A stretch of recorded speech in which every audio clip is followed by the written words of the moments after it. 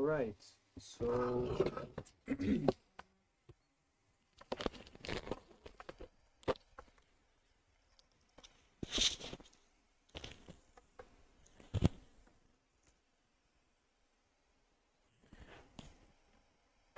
welcome in to everyone, wherever you may be joining from. We're having a bit of a spontaneous group meditation and also reading some Zen stories. And we're going to formally begin that in 10 minutes. So if you're watching after we've already been live on YouTube, if you're watching the recording, you can move ahead to the 10-minute mark. But if you are here already, you can go ahead and start to get settled in, to find a comfortable position for your body, to begin to focus your mind and your attention onto the breath, the feeling of the breath coming in and going out, and simply start to calm and to settle.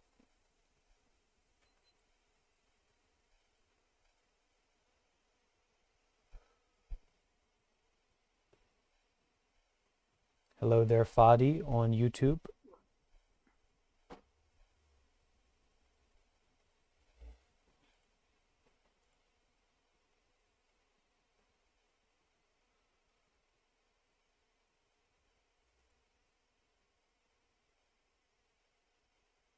And great to have everyone here in the Discord as well. Hello there, Lindsay and Fran, watching on YouTube.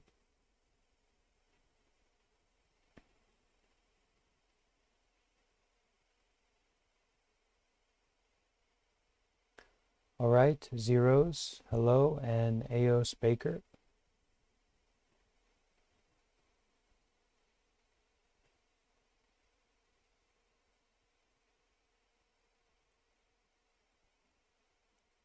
And hi there, Abby. Nice to see you. Likewise.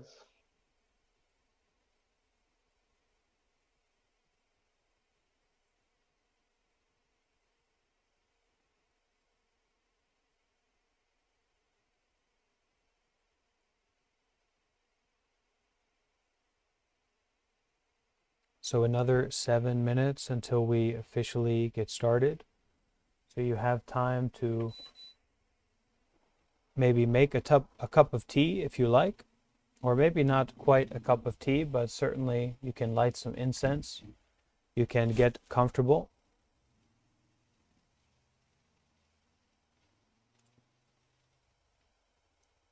Hey there, Mr. Meowcat, joining on Discord.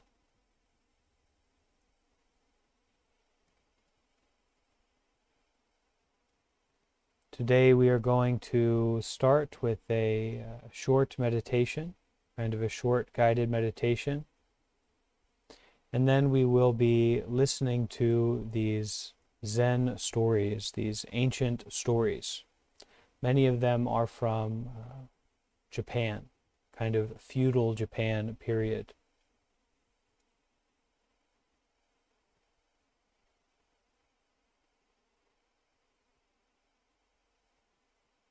Hi there, Giselle. Welcome.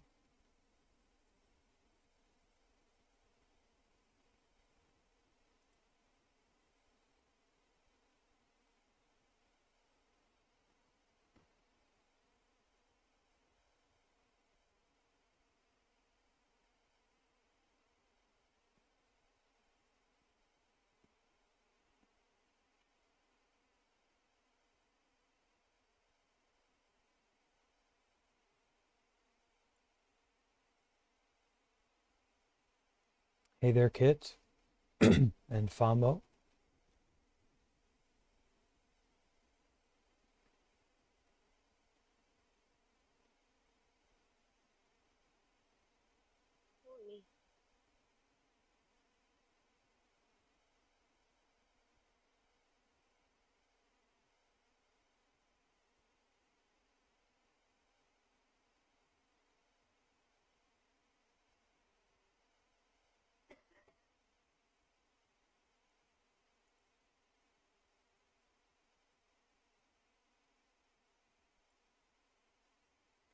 And so as we get ready to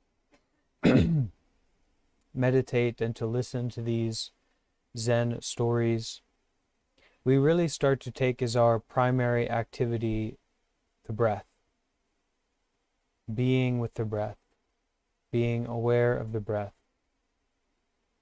breathing in and bringing our awareness and our presence into the body.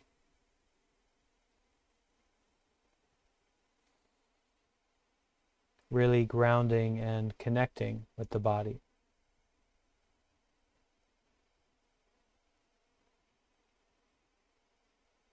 Hi there, Liz on YouTube.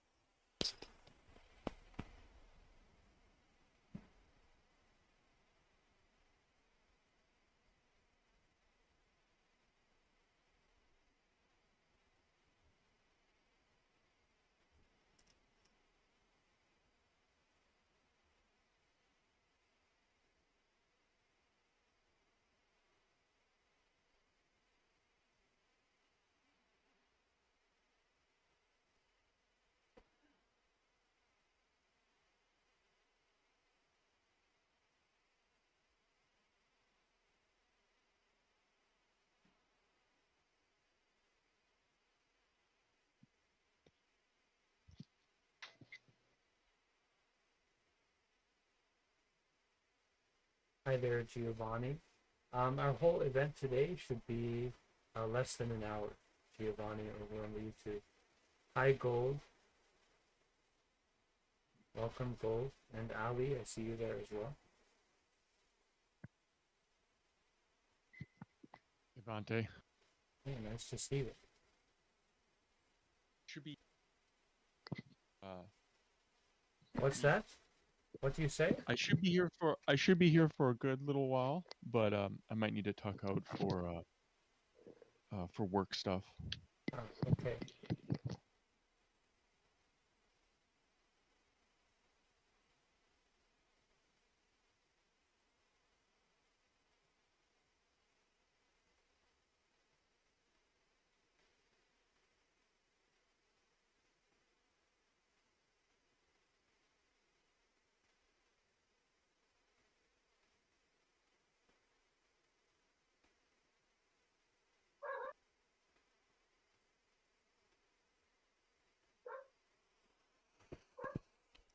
Sorry, the audio should be better now here on YouTube. Giselle, if you could mute your microphone, or I can do it for you if you don't know how.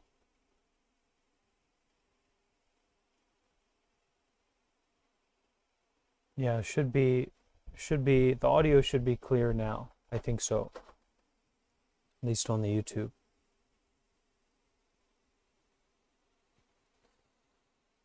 So just one more minute until we officially begin.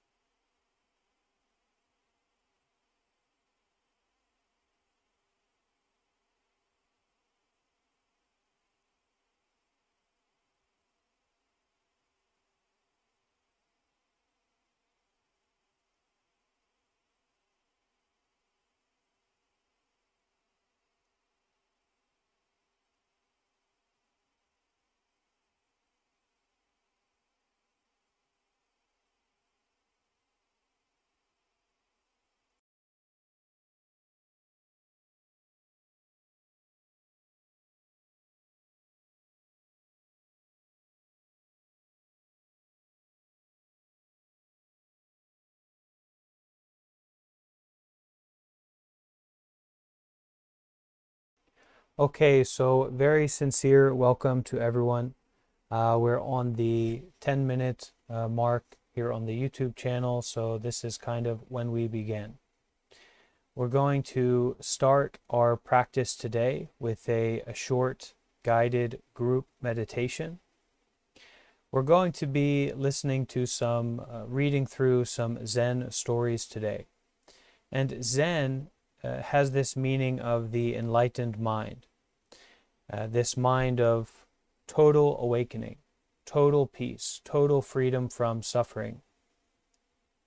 And so as we read through these Zen stories, we're not listening in the normal way, but we are listening from this place of detachment, awareness, embodiment. And that is how we can extract or appreciate or connect with the wisdom that is in these stories. But before we start to listen to them, we'll do a short guided meditation together. So take a moment to get comfortable, to take a deep breath. Make sure that you're comfortable first of all. Find a comfortable, stable position for your body.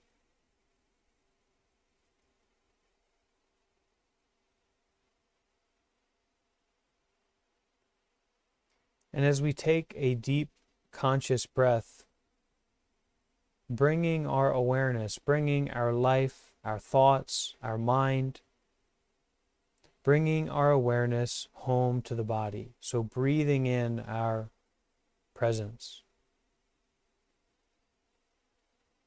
As we breathe in, feeling this embodiment that the body is really here, that we are with the body, that we are aware of the body.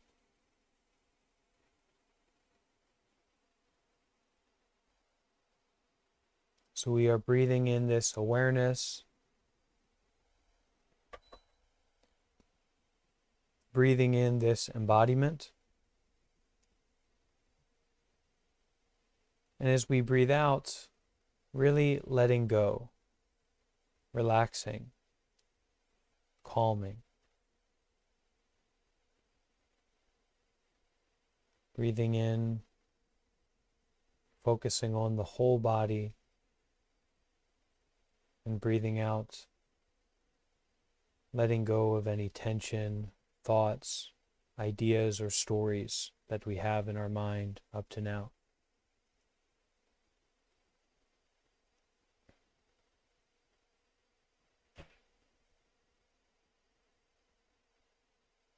Allowing the breath to find a natural rhythm.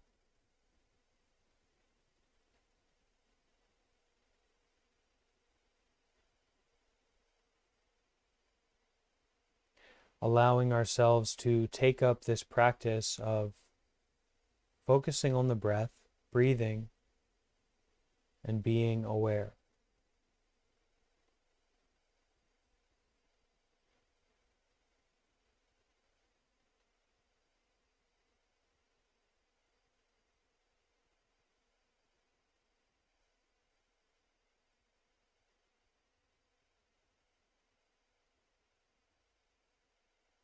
We can put our focus onto the physicality, the direct experience of the breath.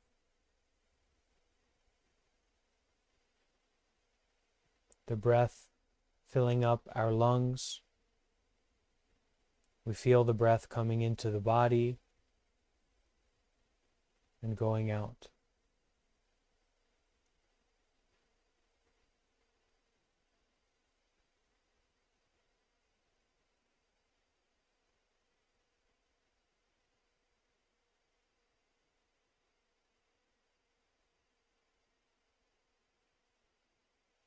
Breathing and being aware. Almost no need for any kind of effort, just a withdrawing of our mind from all those outside activities, responsibilities, and stories. Bringing the mind home to the body,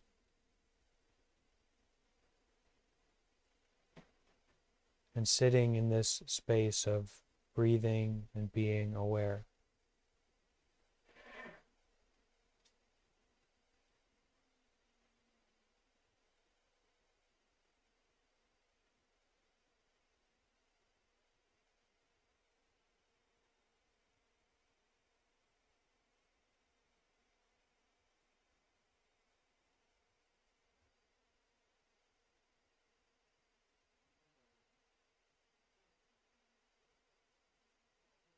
So we notice that there is this aspect of our mind, there is this part of our mind that always is kind of moving towards complication, moving towards figuring things out.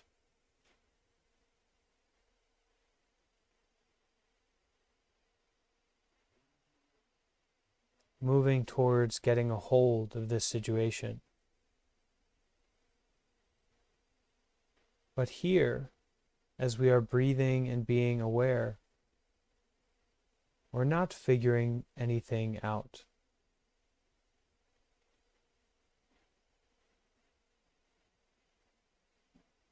We're not getting anything. We're not getting rid of anything.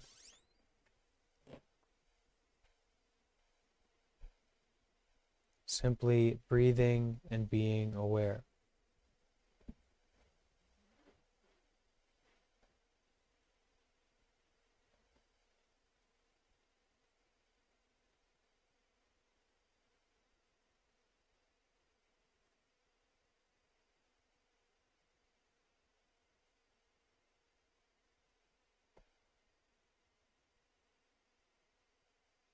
Connecting with our heart.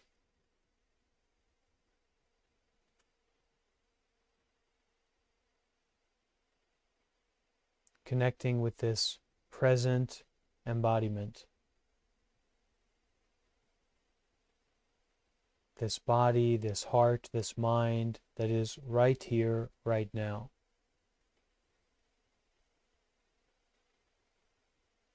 Totally showing up for it.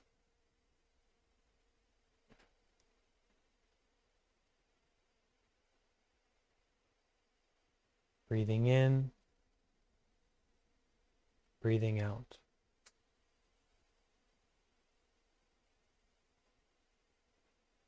Breathing in, breathing out.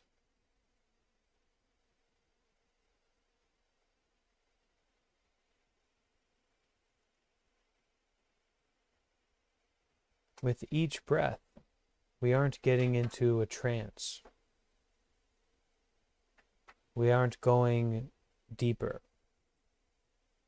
But with each breath, we are refreshing. We are coming back to this normal, ordinary mind. This mind of natural awareness, natural concentration.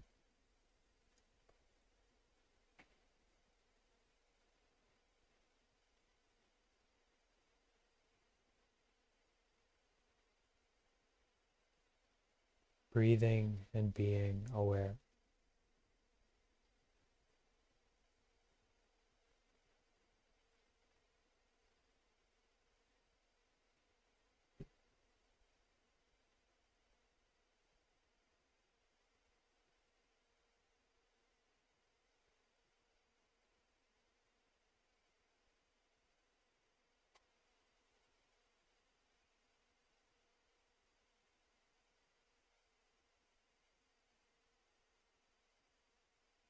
And so whatever you experience,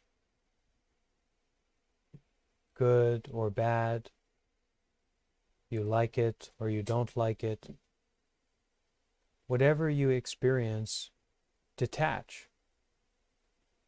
Don't mind it. Simply return to this practice of breathing and being aware.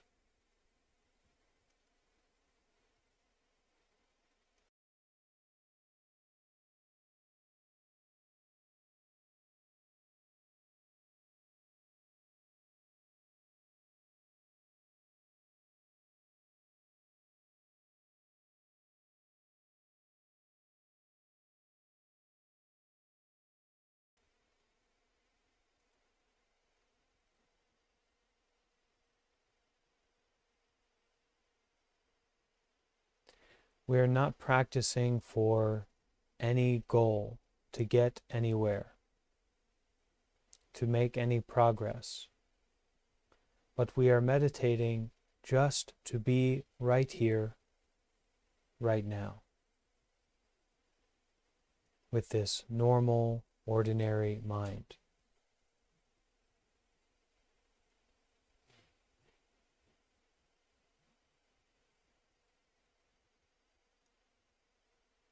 Breathing and being aware.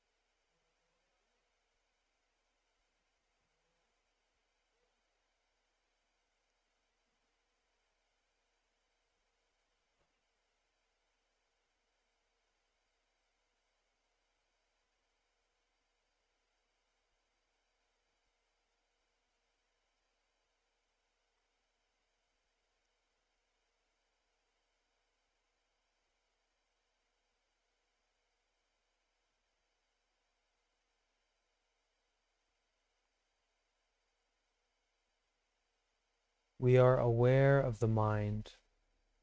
We are aware of the body, aware of this story, this character that we consider ourselves to be. We are aware of that. But we don't get caught in it. We don't believe in that story. We don't chase that idea or chase that experience in the body. We simply continue to breathe and be aware of it.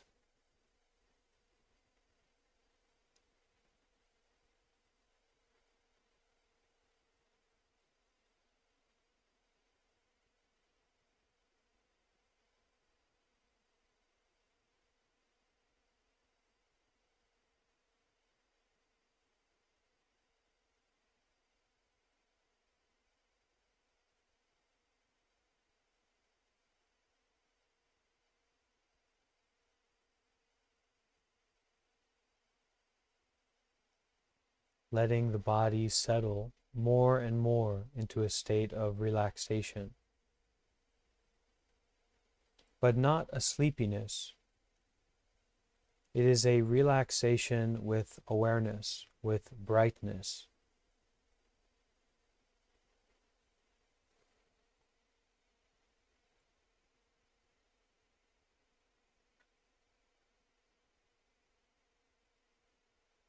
More and more relaxed,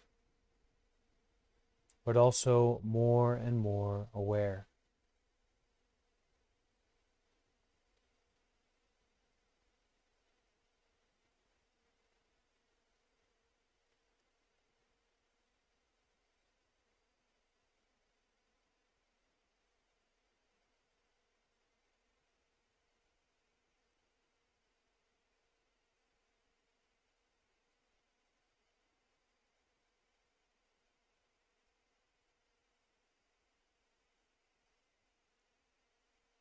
And so we notice that there is a difficulty in this. There is a difficulty in not trying to get something. There is a difficulty in not trying to get away from something. We're not moving towards something, and we're not moving away from anything. This is called a detachment. So we are breathing through detachment. We are aware of the body through detachment. We are aware of the mind through detachment. Not getting stuck. just breathing, just being aware.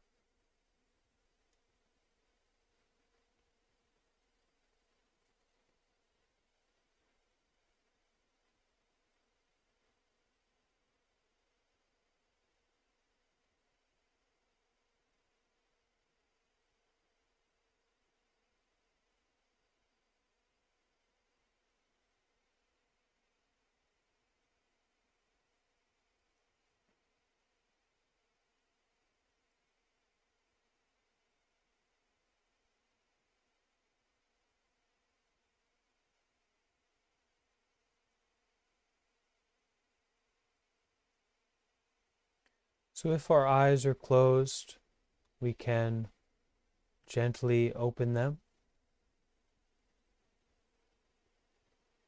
Can take a deep breath, coming back into this space, the room that we're in, the community that we happen to be connecting with right now.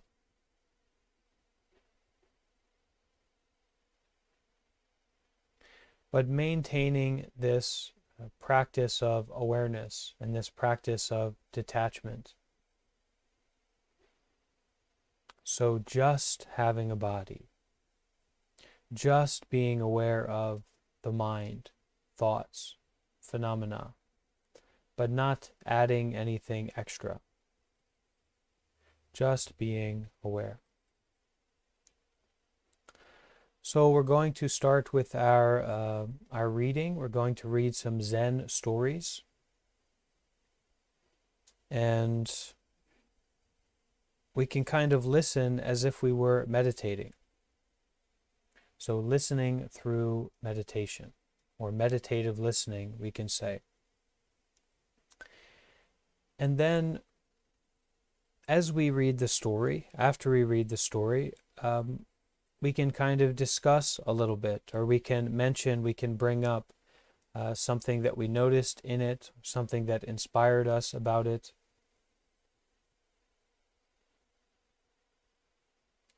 And we practice together in that way. Okay?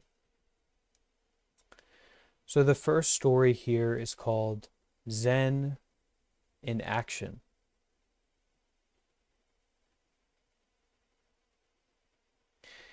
Zen Master Man An wrote to a lay student of Zen. If you want to quickly attain mastery of all truths and be independent in all events, there is nothing better than concentration in activity.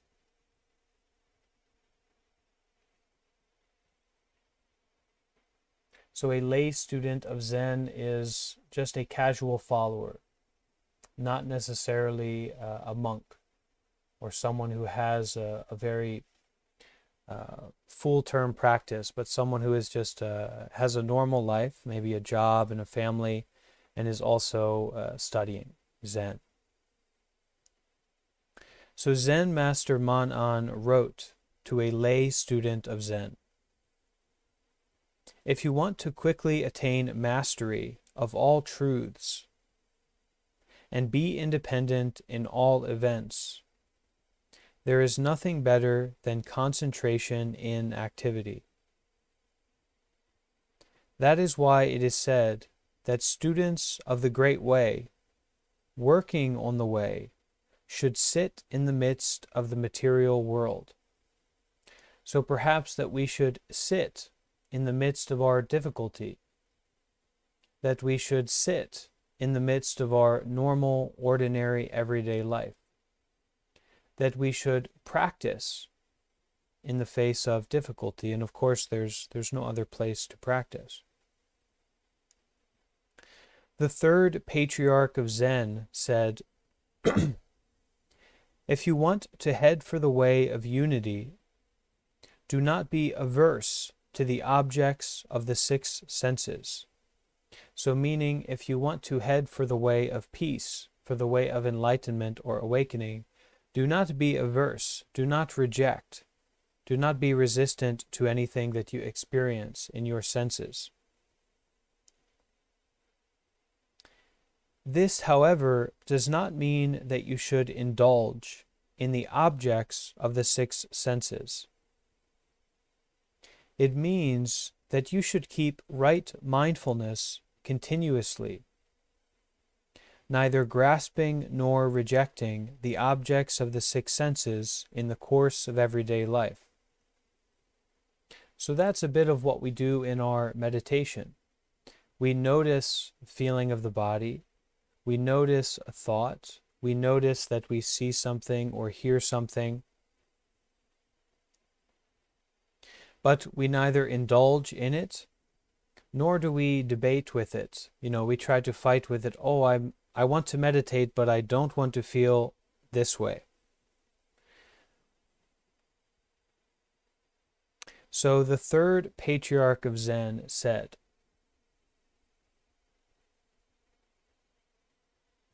if you want to head for the way of unity, or we could also say the way of peace, do not be averse to the objects of the six senses. So the object that we see or taste or feel or touch. So do not be averse to the objects of the six senses. Do not reject anything. This does not mean that you should indulge in the objects of the six senses. It means that you should keep right mindfulness continuously, neither grasping nor rejecting the objects of the six senses in the course of everyday life. Like a duck going into the water without its feathers getting wet. Another way to express this idea is this practice of using only, doing only. To be like a duck going into the water without its feathers getting wet. I think a nice analogy for this is this idea about a car. We can have so much fascination, so much enjoyment, so much attachment to something like a car. I remember I spoke to someone one time and they were talking about how their car was interfering with their relationship because they were giving so much energy, so much affection, so much attention to this object of their senses that their relationship was going through difficulty. Their partner was feeling, I'm looking for some support here, and you're kind of worshiping this car all the time. This is a duck going into the water and their feathers getting wet. So now they couldn't swim, they couldn't float, they are sinking. This is the practice of using only. So you have a car and you like it. Great, but just use it for what you need to do. You have a phone.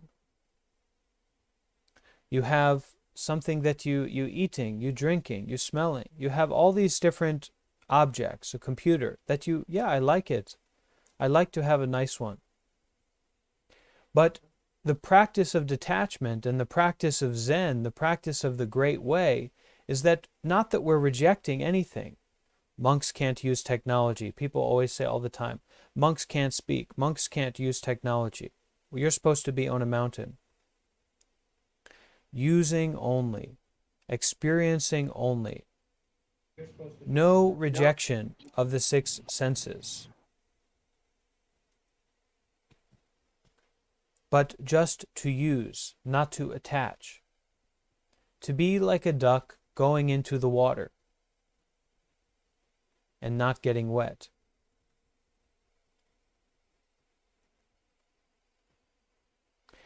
If, in contrast, you despise the objects of the six senses and try to avoid them, you fall into escapist tendencies and never fulfill the way of Buddhahood. This term Buddhahood is used a lot in Zen in particular. Buddhahood, Buddhahood. You want to be a Buddha. How to realize the way of the Buddhas. This means enlightenment. This means waking up. This means to embody total peace, total non-attachment, total a duck going into the water without its feathers getting wet. It doesn't mean anything so religious or even spiritual. But of course, the more that you practice, the more that you realize how far you can take this. It becomes a much larger spectrum of what is a Buddhahood, what is enlightenment, what is a real, deep, constant state of peace and mindfulness and presence. And so when you start to connect with that, well, the term Buddhahood sounds very reasonable. You realize that there is this other dimension to peace. There is this other dimension to the human experience of non-attachment, of compassion, of freedom. This is Buddhahood. So, neither grasping nor rejecting the objects of the six senses in the course of everyday life. Like a duck going into the water without its feathers getting wet. Do not be averse to the objects of the six senses. If, in contrast, you despise the objects of the six senses and try to avoid them, you fall into aversion, you fall into escapism, escapist tendencies, and you will never fulfill the way of Buddhahood. If you clearly see the essence, then the objects of the six senses are themselves meditation. My goodness, we really lucked out here. Talk about choosing an easy meditation method or an easy religion to practice, to follow. Doesn't have to be religious, but my goodness. If you clearly see the essence, if you clearly see and experience this ordinary, everyday mind, this original mind, then the objects of the six senses are themselves meditation. We put ourselves into this moment-to-moment life, where the objects of our senses, our moment-to-moment experience, becomes this meditation, this embodiment, this awareness, this being aware of and letting go, this using only, doing only, without detachment. When you live in this way, causes and conditions cannot affect you. The king of demons cannot get a hold of you. For sure. If you clearly see the essence, then the objects of the six senses are themselves meditation. The difficulty is meditation. What you like is meditation. What you don't like is meditation. All coming back to this normal, ordinary, everyday mind, this awareness mind. If you clearly see this original mind, then the objects of the six senses are themselves meditation. Sensual desires are themselves the way of unity. We're stepping into peace, not into conflict.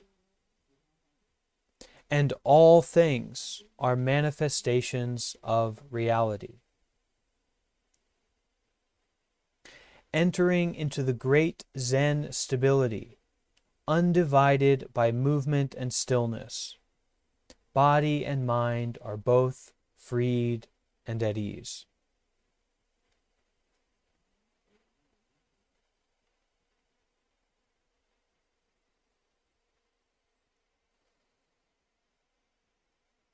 So breathing and being aware, staying with this ordinary mind. Does anyone have any questions or any insights or something that sparked in them, something that came up for them that they would like to share or ask about this story called Zen in Action?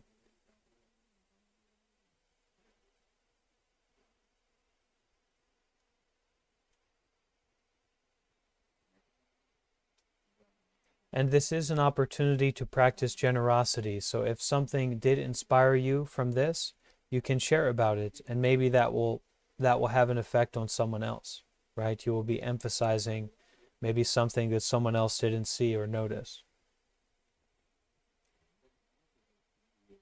So you can type in the YouTube text channel, the YouTube Live.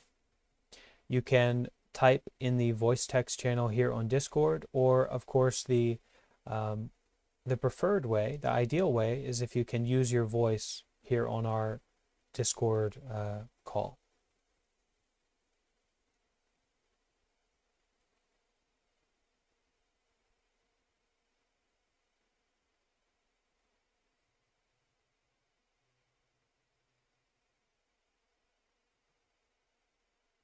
And if we don't have anything to say, we listening deeply. We staying with this normal, ordinary mind.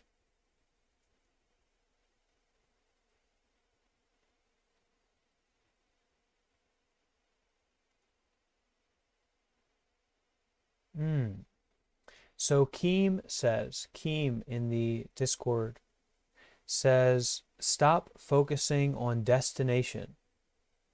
Put that energy into the process itself. So stop focusing on destination. Put that energy into the process itself. That's great.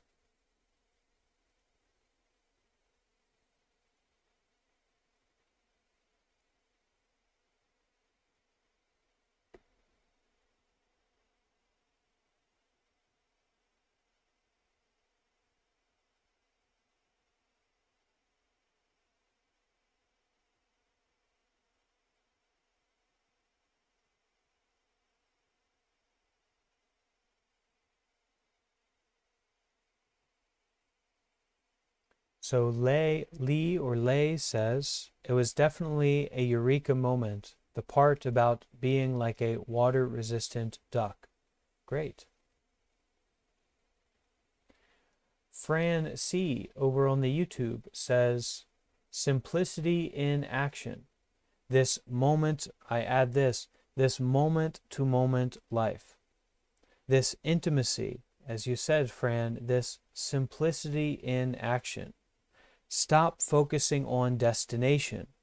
Put that energy into the process itself. If you will recall, if you will remember, this whole text that we just read started with this. Zen Master Man An wrote to a lay student of Zen. If you want to quickly attain peace in all situations and be independent in all events, there is nothing better than concentration in activity, simplicity in action, putting that energy into the process itself.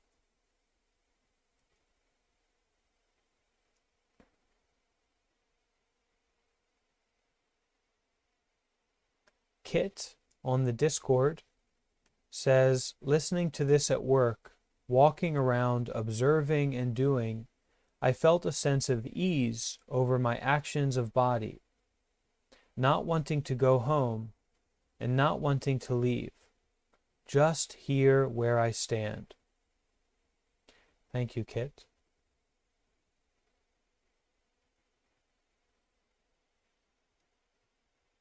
CeeLo Designs on the YouTube says, learn to be the calm in the world instead of just looking for calm in the world.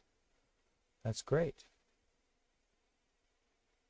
And OV, also through YouTube, says we can forget to live our lives by thinking about living it.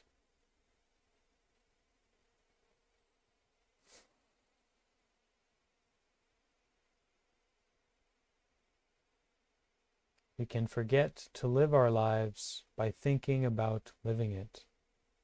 Thank you, OV.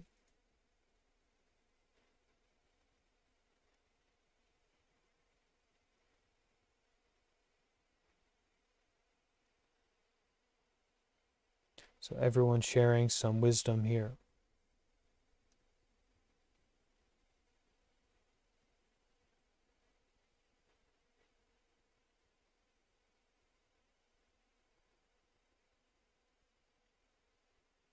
So this one we will read more as this next story here is called Hidden Virtue, Manifest Reward. And this one we won't really comment on. We'll just listen to it as a kind of story, as a kind of parable or a tale.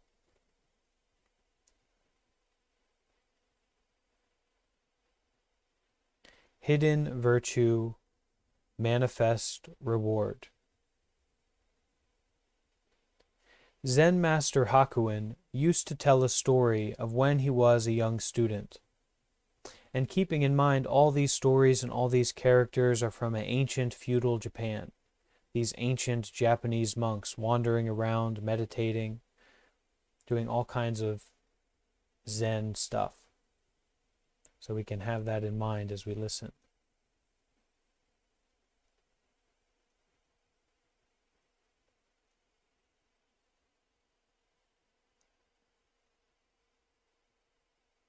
So Zen Master Hakuin used to tell a story of when he was a young student, traveling around to see Zen teachers and meditating on emptiness, by which Zen followers seek to clear their minds of subjective imaginings in preparation for perception of objective truth.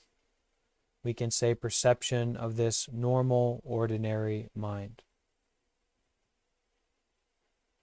On one occasion, Hakuin was traveling in the company of 2 other Buddhist monks. One of them asked Hakuin to carry his baggage for him, pleading with him that he had a weakness and a fatigue from illness. The young Hakuin readily agreed, taking his mind off the extra load by plunging even more deeply into his contemplation of emptiness. Or we can say his practice of simplicity in action. Observing Hakuin's youth and zeal, the other monk that Hakuin was traveling with decided to take a load off his own shoulders as well. Claiming illness like the first monk, he asked Hakuin to carry his baggage too. In the spirit of Buddhist service, Hakuin took up the third load and continued on his way, immersing himself in emptiness more intently than ever. So even in the face of this great adversity, this great difficulty, applying simplicity in action. Just doing it, just practicing. Eventually, the 3 monks traveling together reached a point where they could only go on by boat. So they boarded a ferry boat at the nearest landing. Completely exhausted by now, Hakuin collapsed into a heap and fell sound asleep.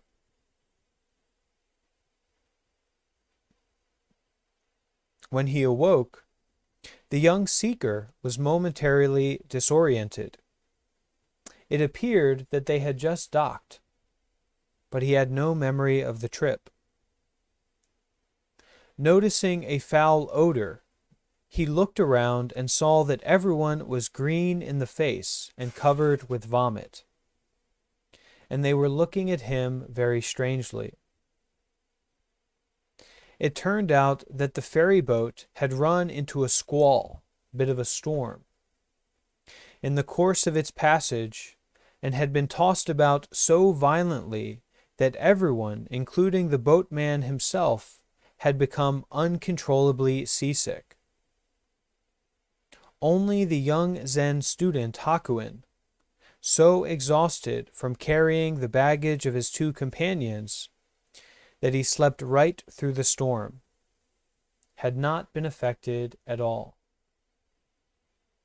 This, related Zen Master Hakuin, was how he had first realized through his own experience the principle that hidden virtue is manifestly rewarded, is actually true. There's another Zen saying that this brings into my mind: cultivate a secret virtue. Do good deeds that no one knows about. Cultivate a secret virtue. We always think about doing a bad things, doing a nasty things in the dark, in secret, doing the things that we want to hide from people. We don't want anyone to know about what we're doing, right? And we keep those hidden. We cultivate this hidden nastiness, or this hidden inappropriateness. My goodness. Now, this idea here is very profound, very, very direct. We should all try to do this as much as we can. Cultivate hidden virtue. Do good deeds that no one will know about. Do good deeds in secret. Cultivate secret virtue, hidden virtue.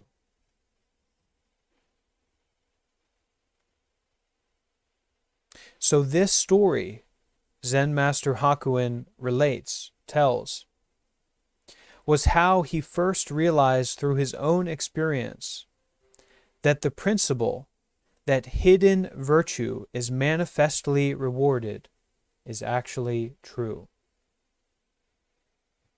So cultivating hidden virtue.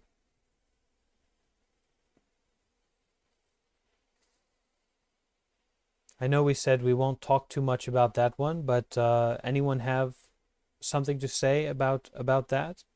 Anyone have a question about that? If we're thinking about how do we do that, take out the trash and don't tell anyone. Wake up in the middle of the night and clean your room. Wake up in the middle of the night and clean the toilets in your home. Don't tell anybody. Don't let anyone know it was you. Be generous anonymously. Do good deeds without expectation. This is cultivating a secret virtue. Do something kind for someone, but don't let them know about it. You don't, not so much that it's hidden, but it's done in a way that is secret. Because you are doing only on your own. You are not doing with any expectation of being seen or heard as you do it.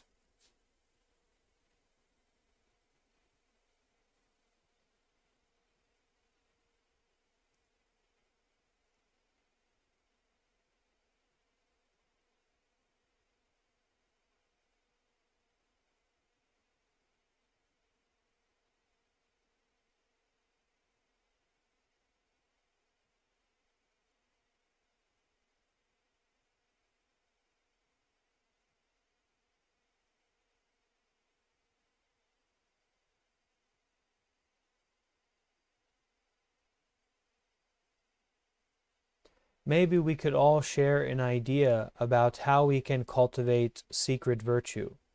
What is a way that we can cultivate a secret virtue?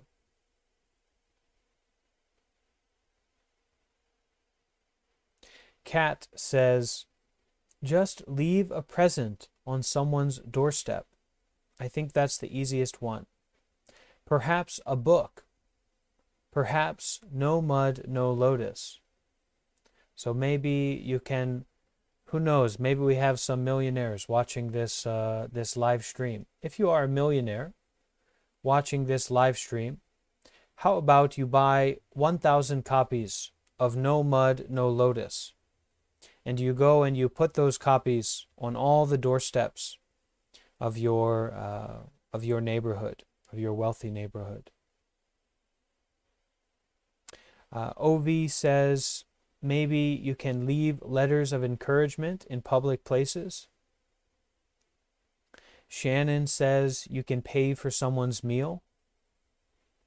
And in the West, you know, not so many people are hungry. Usually people can get access to food. But in Asia, that practice of giving a rice, giving a meals, giving a direct donations can be a really great way to cultivate the virtue, to do good deeds.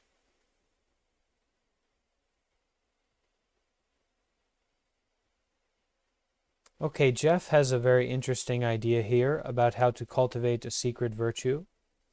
Jeff says in the YouTube, I like painting rocks and hiding them around town. Some people post in the group, some people hide without telling people, spreading kindness. So making a nice rock, it's a good idea.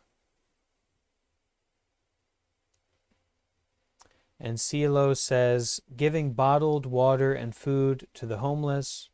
They tell me about their lives. I often cry myself driving back to work, reflecting on what they told me. So we've brought into this spirit, we've brought up this ideas, these feelings of doing good deeds, and that is what we do. That is a deeply, deeply Buddhist lesson, that if your mind is unstable, if you have a lot of suffering, one of the ways that you can start to heal that and to work with that is by doing good deeds. Being intentionally generous, intentionally kind. This affects the mind in a very subtle way, helps us to reduce that self-clinging.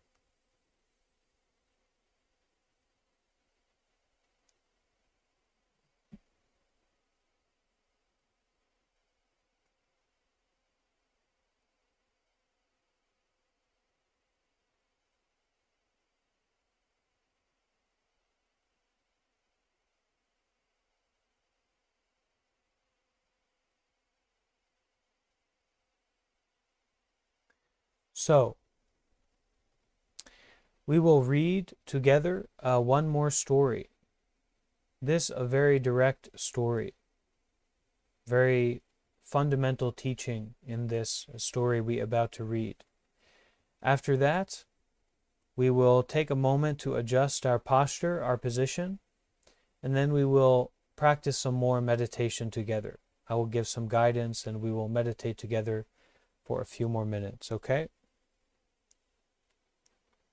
So this Zen story is entitled Temper.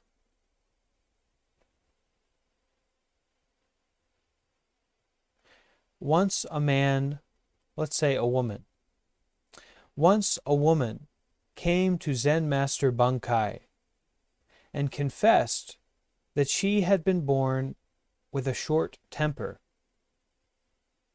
which she found unmanageable in spite of her attempts to control it.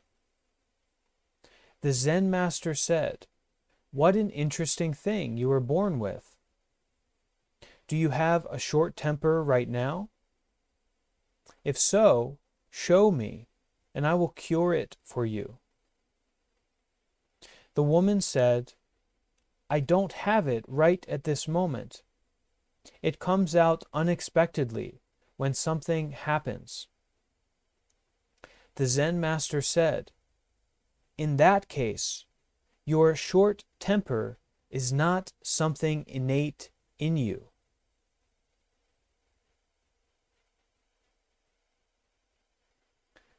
Read this story again.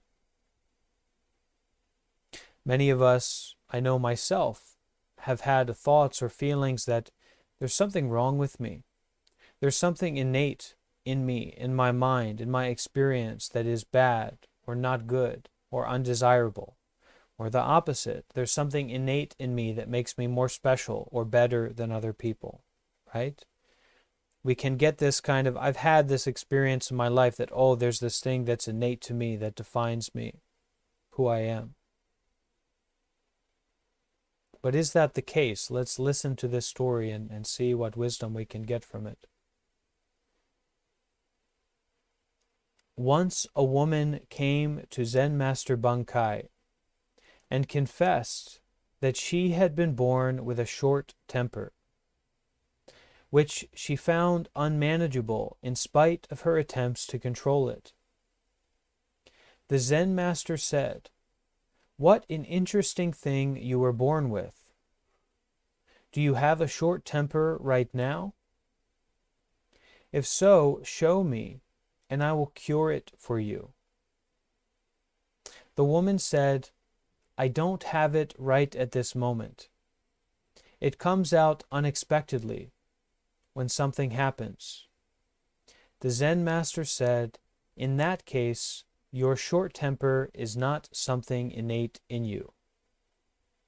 If something is impermanent, if something comes up and goes away according to causes and conditions, according to circumstances, then that is not innate in you. There is no need to define yourself by that phenomena, by that experience that comes out unexpectedly when a certain thing happens. Realize that in that case, what arises is not innate in you. It simply arises and passes away. So it puts us into this situation to really ask the question, what is innate?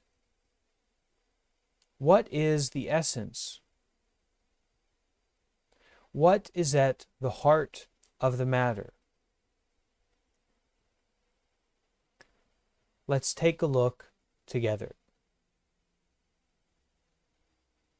So take a moment to adjust your position, adjust your posture. Make sure that you are comfortable. You don't need to sit cross-legged. You just need to be comfortable, stable position.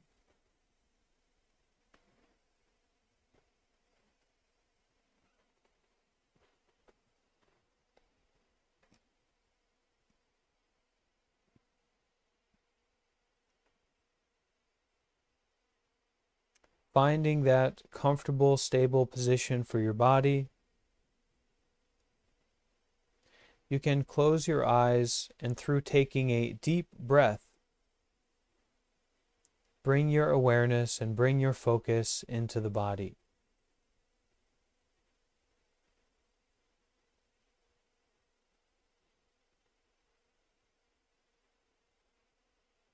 Bring the mind home to the body.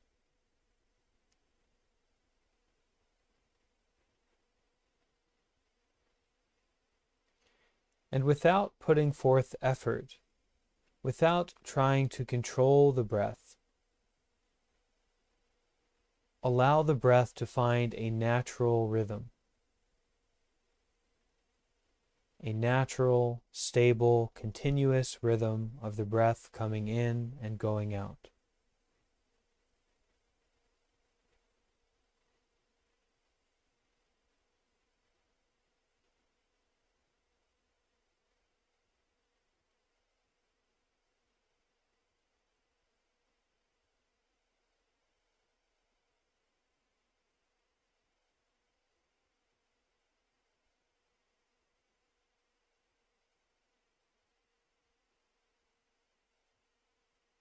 There's no need to think about it. No need to manage or control the breath. Just allow the breath to happen.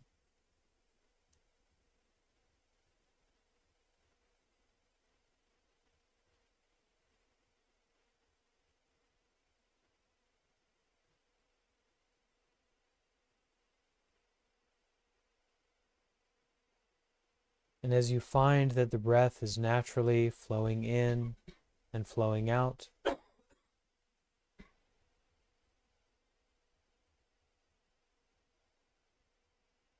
being aware of the whole body.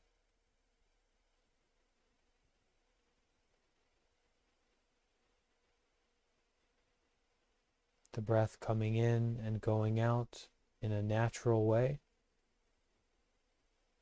Being aware of the whole body.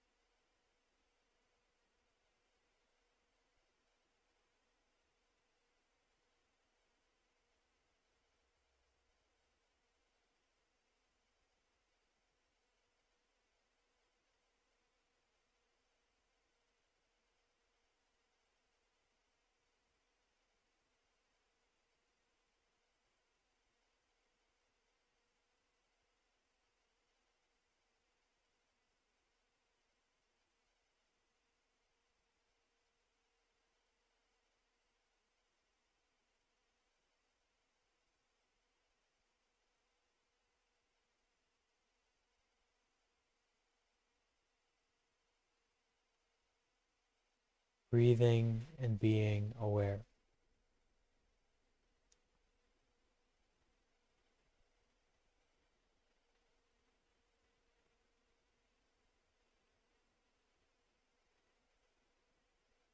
Being aware of the whole body sitting here right now.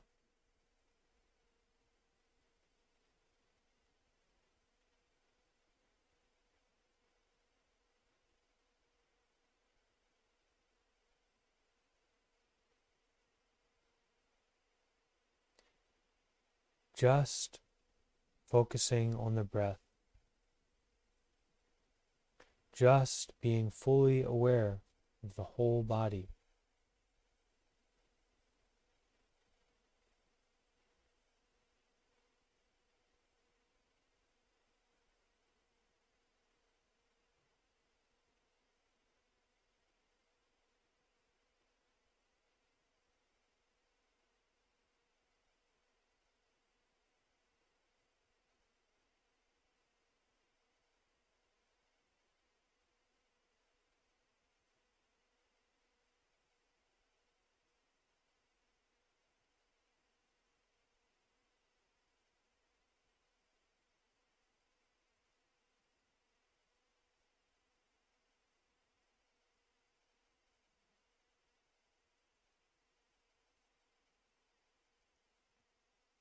Remember, we aren't going to sleep.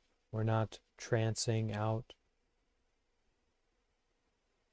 Really breathing and being aware, being present, being attentive to this open awareness. Experiencing everything that there is to experience, but not grabbing onto or attaching to anything. Just experiencing.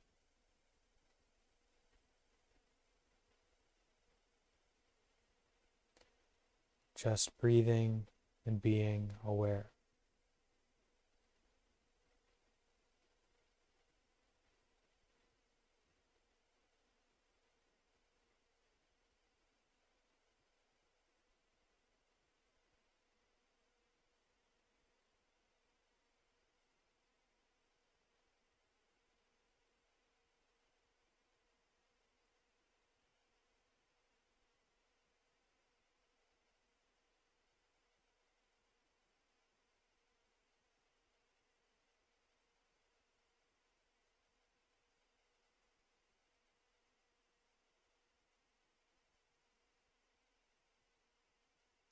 Don't reject or fight with any thoughts that you have.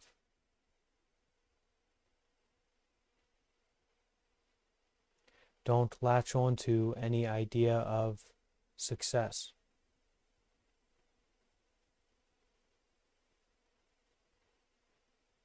Just allow yourself at this moment to breathe and be aware without any expectation or goal.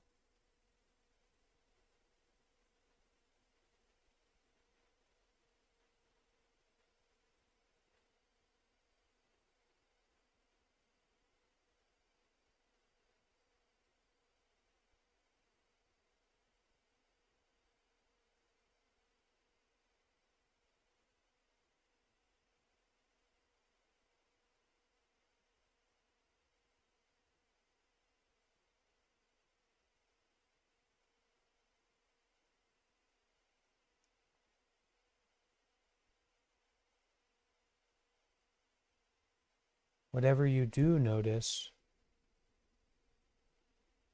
you can see for yourself. It's not permanent, so you don't need to worry about it. You don't need to struggle with it. Breathing and being aware.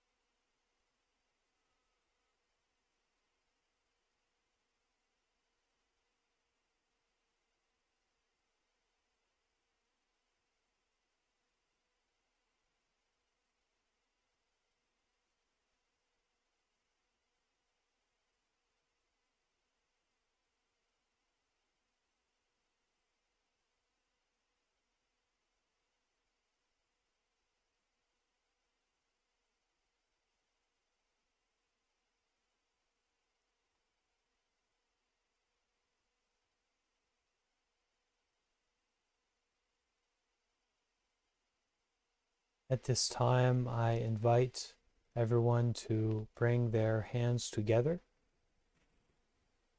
as an expression of sincerity, as an expression of respect for our practice and for the practice of everyone else who is here. And as we finish our session together, we'll end it with just a few words of metta, a few words of loving kindness. We start by sending those intentions and those affirmations towards ourselves, and then we extend it outward towards all beings. Repeating after me. May I be free from suffering.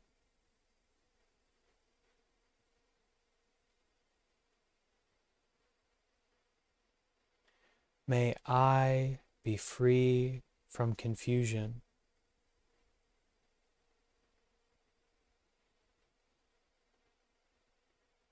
May I be free from worry and fear.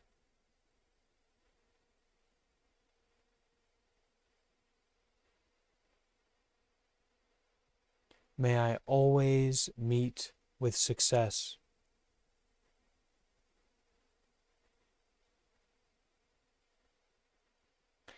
May I also have patience, courage, and determination.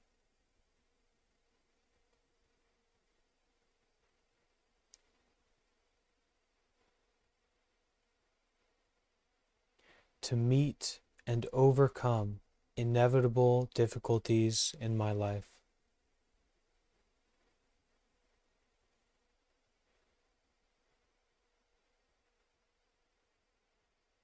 May all beings be well, happy, and peaceful.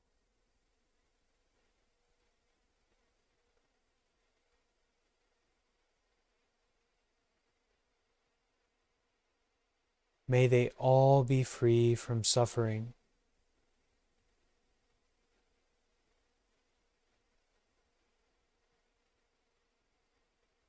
May their lives be filled with joy and peace.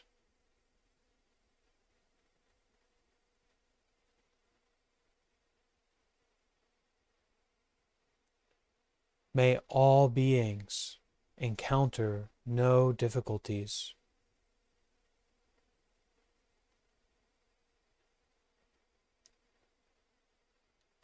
May all beings be free from worry and fear.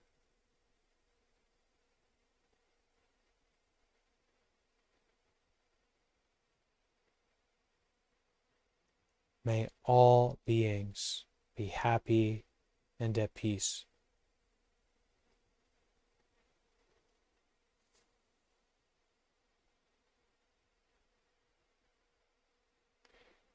May it be so.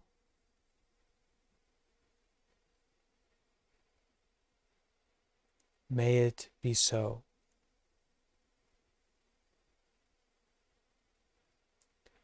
May it really be so.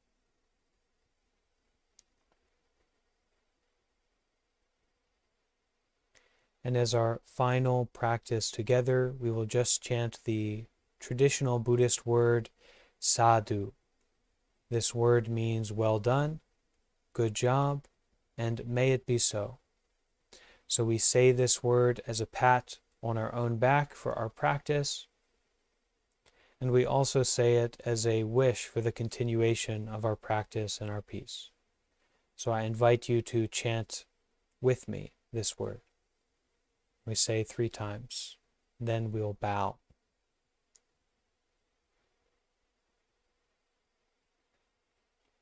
Sadhu.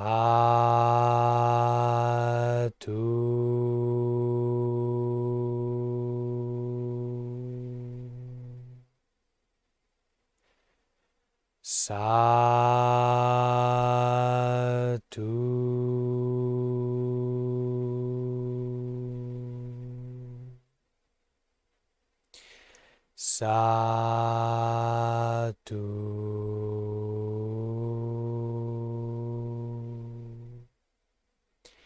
And we can bow.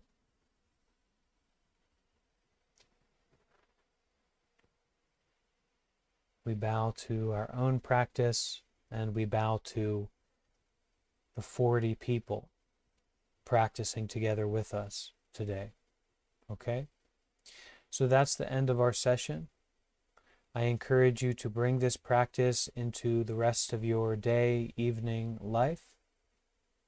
Be patient with yourself, and don't think too much. Be simple. All right? That's all for today. Thank you, everyone, so much for joining. Be happy and peaceful. Thank you, Bante. Have a good day. Thank you. Thank you, Bante.